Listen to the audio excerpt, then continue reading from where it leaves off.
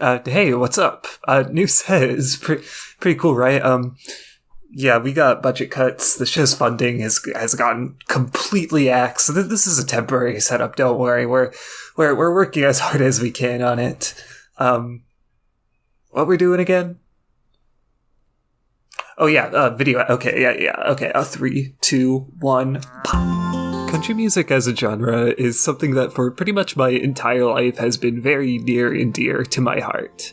I live in Texas, a fairly southern state by most sources, and so my exposure since I was a kid has been pretty consistent.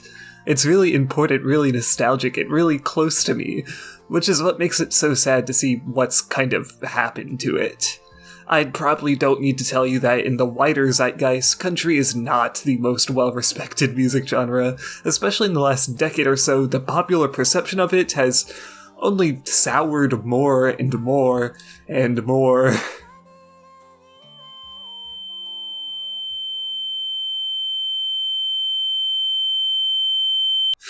That being said, though, there are a handful of country artists that are starting to rise out of the scene and maybe bring a bit more respect to country's name. Orville Peck, Jason Isbell, Chris Stapleton, Zach Bryan, and Tyler Childers are all names that are talked about in pretty high regard both on the online music sphere and in the mainstream. And once you factor in some of the more folk-leaning or country-inspired acts like Kara Jackson, Adrienne Lenker, and her stuff with Big Thief, as well as everything even Taylor Swift has been doing. The scene is in something of a renaissance, I'd argue, or at least a critical reevaluation. But out of all the artists I've mentioned, none of them really stand quite as tall in my eyes as MJ Lenderman, a North Carolina-based artist I have obsessed over for the whole last year or so. In fact, you might remember him, as well as the album I'll be covering today from my Best of 2022 video, because this album has grown on me a lot since then. There's just something deeply comforting about Lenderman's music to me, and nowhere better is that shown than his latest at the time of writing. Editor's note, I wrote this script concurrently, around the same time I started on the top of the year list, and I don't know how I thought I'd be able to get it done before that. I don't know what was up with me, but pretty much since then, a live album has been released. It is incredible. I highly recommend it if you're a fan of Lenderman's music. It contains really fantastic live renditions of a bunch of songs from this album and his last. It's really great. Okay, back to the video. His third or fourth, if you want to do some digging, album, Boat Songs, is a somewhat basic alt-country album, which also pulls from a lot of slacker rock, garage rock, and even a couple slowcore bits that call back to his older catalog. Or to translate that to, normal people, it's a country album that uses lo-fi aesthetics mixed with rock music, and it's awesome. So let's just cut the dilly-dallying, cut the chit-chat, get straight to the point. Let's talk about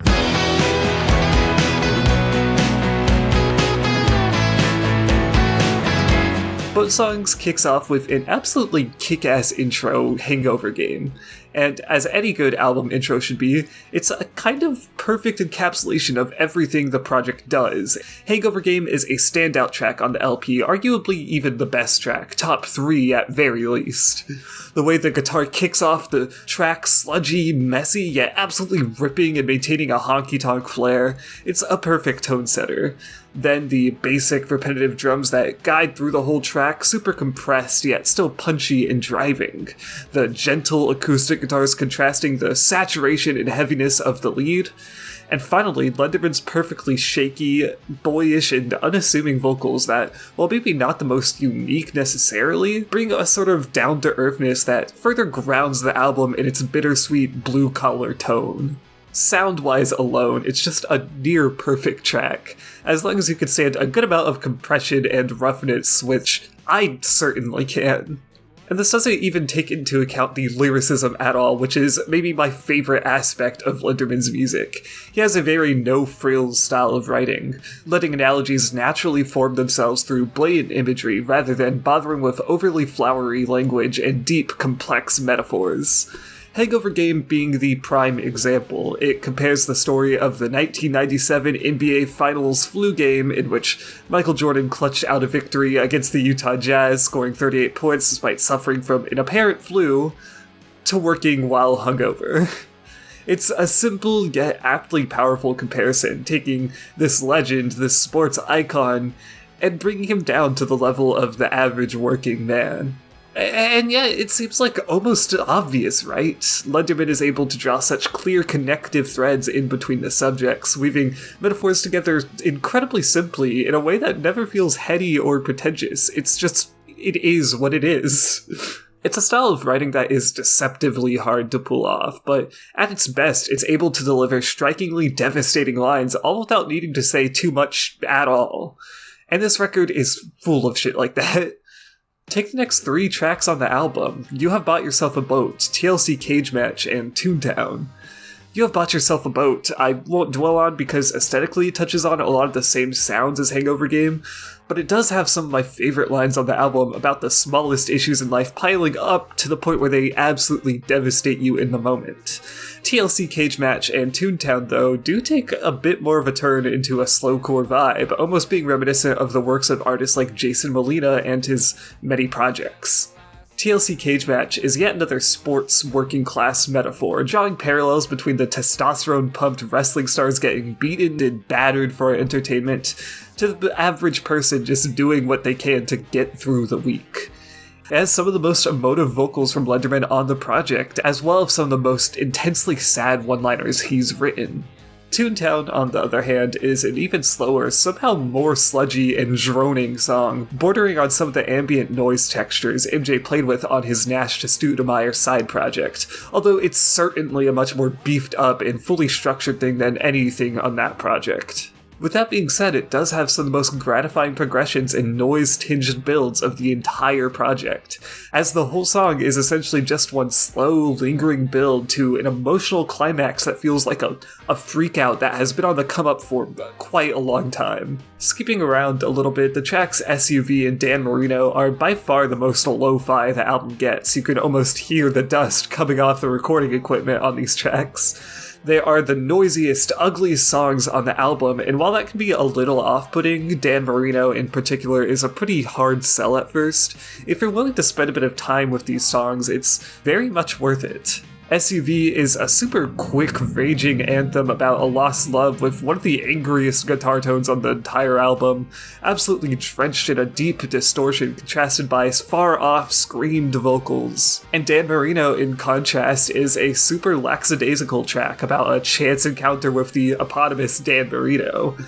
And it's a very honest and sweet, hopeful track, and while it still has its slight taste of remorse in a few lines here and there, overall it ends up being a nice breather in between the back-to-back heartbreak of most of the album.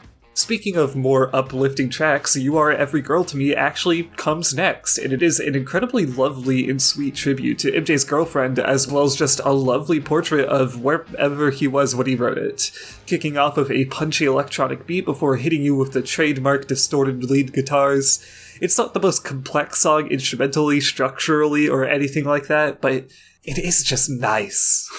At this point, I have covered most of the noteworthy tracks. In fact, there are only like 3 I haven't touched on at all. It's not a very long album. The penultimate track, Taste Just Like It Cost, isn't anything too crazy at this point. More of the same. Not that that's really a bad thing. If you're a fan of what the album has done up to this point, well, great. I certainly love the song, but it definitely is a bit of a retread of ground already covered by the 8 songs before it, although the third verse and outro are particularly powerful for me. And then what we have left over are 2 tracks I'm not the craziest about, Under Control and Six Flags. Under Control honestly is not a bad sounding track, it's one of the cleaner songs on the album, and it's honestly kinda nice to have a softer song after the very saturated rest of the LP, but I just don't really buy the writing as much on this song. It's just all kind of vague, using a pretty obvious allegory of a snowball rolling down a hill to compare to something. I mean, to be fair, there are allusions to addiction, alcoholism maybe on the track, but overall it just feels so much less impactful and honestly less clever than a lot of what has come before it and after it. And then the final track, Six Flags, is... okay, it's honestly kind of a shame that the album ends on what is probably the worst song on the entire thing. It's a 6-minute slowcore track, heavily calling back to Lenderman's music circa his self-titled, but this just feels so much weaker than anything both on Boat Songs and that project.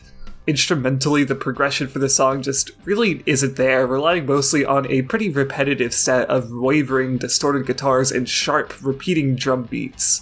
And while I'd say lyrically this is actually quite a compelling track, aesthetically it just feels overdone, oversaturated, not the best mix, and just kind of eh. But as far as track-by-track analysis goes, that's the album. There are a couple weak tracks here and there, literally a couple of weak tracks.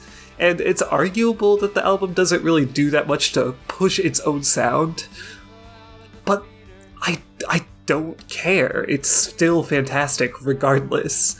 The writing chops on display, the catharsis expressed through the music, the noisy builds and brief moments of pure tenderness. For a person like me who's very drawn to more down-to-earth, lo-fi, emotive projects, it's a goldmine. And while, yeah, it certainly borrows heavily from the standards set by acts like Jason Molina, Silver Jews, even like Modest Mouse, I think Lenderman shows off enough personality both in sound and in songwriting to stand tall among these giants, if not with this album alone, then with his extensive catalog of previous albums and collaborations. So yeah, I love this project. It's a perfect intersection between the country I grew up listening to and the kind of more lo-fi vibe that I ended up gravitating towards as I grew older. And that's pretty much it. This has been a bit of a shorter one, maybe not as in-depth as some of the last couple videos, but, you know, this album has been on my mind for ages now, and I'm glad I get to do it a bit more justice than I did with last time I've mentioned it. If you're curious, by the way, that album has risen up heavily on this list. It's now, like, at number 3 on my top of 2022, which, compared to the number 14 spot I gave it back then, I think you can tell just how much I like it based on that. Okay, that's done. We're done. I hope you have a great day, a great life, or, you know, great whatever's going on right now. And I hope you like watching this video, because it's over. I still have the